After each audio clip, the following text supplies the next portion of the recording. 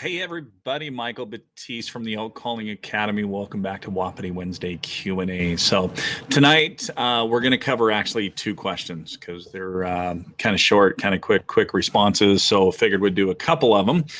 So first up comes from our Facebook page, and it comes from Kevin Shoecraft. And Kevin wants to know, how has your success been with mimicking bulls, repeating their tone?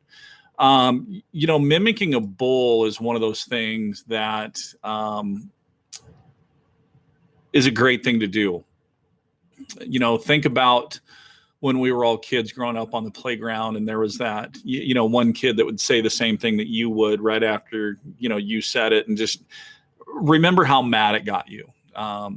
Bulls kind of the same way, just mimicking exactly what they're doing, given the same type of callback with the same tone, with the same intensity.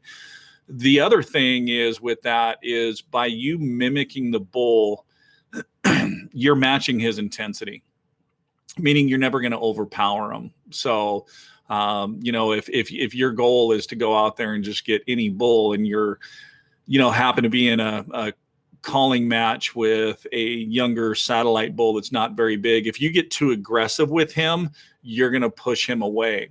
But by mimicking him, it kind of gives him a little bit of confidence and kind of builds up his interest to really come in and see, because you guys are like-minded.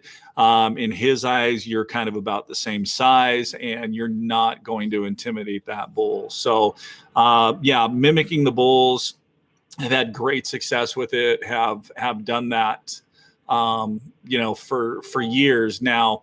Even though we are mimicking him, there are things that, you can do to add maybe just a little bit more aggression into your calling, just a slight, small step to see if you can get his aggression level to rise as well. But you want to stay kind of right in there along the lines where he's at. So, okay, second question comes from Wayne Height from Facebook, and he wants to know, what about when weather shuts them down? No bugles until dark. We've certainly all been there when weather comes in, the bulls just shut down. It's hard to find a bugle. Really, at those times, there's a few things that you can do. So if you're in a new area, lace up your boots and cover country. You got to go find them. They're hanging out in pockets to get out of the weather. Typically, a lot of times they're going into thicker cover, so they are still calling. Just in that thicker timber, it knocks the bugles down. The bugles don't travel as far. So you might have to be within 100, 150 yards of them to be able to hear that bugle. So, cover ground. If it's an area that you've been hunting for a while, you've kind of got a good idea of where those thick pockets are. Think about areas that you would go in your hunting area that if a storm blew in and it started raining or snowing or the wind was blowing really hard, where would you go? It's probably a good indication of that's where the elk are going to go to get out of the weather. Things that we've done too in the past is, the nice thing nowadays, with our phone, we have OnX maps. There's a new one coming out, Base Map Hunting.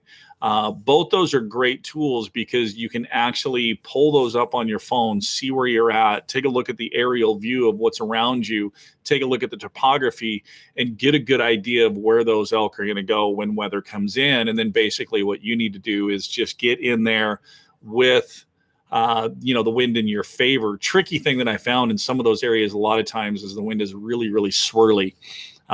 So it's one of those things that you got to be careful going in.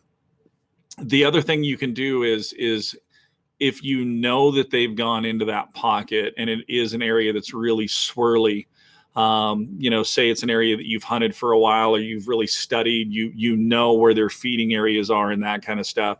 What you can do is hang just on the outside of that where the thermals are more in your favor, and then kind of stage yourself because, a lot of times firing off right at dark because they're on the move. They're going to their feeding area, and that a lot of times will get those bulls bugling. So stage close by, have that wind in your favor, and be ready that as soon as they start bugling and start moving, you're close enough that you can get in, engage, and get set up and work that bull. So, all right, guys.